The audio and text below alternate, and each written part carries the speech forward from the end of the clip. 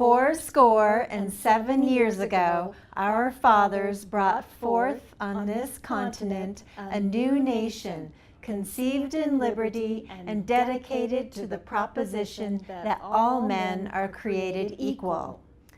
Now we are engaged in a great civil war, testing whether that nation or any nation so conceived and so dedicated can long endure.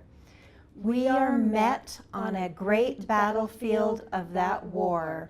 We have come to dedicate a portion of that field as a final resting place for those who here gave their lives that that nation might live. It is altogether fitting and proper that we should do this. But in a larger sense, we cannot dedicate, we cannot consecrate, we cannot hallow this ground.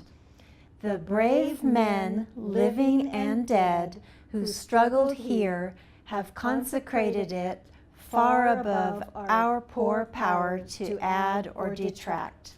The world will little note nor long remember what we say here, but it can never forget what they did here.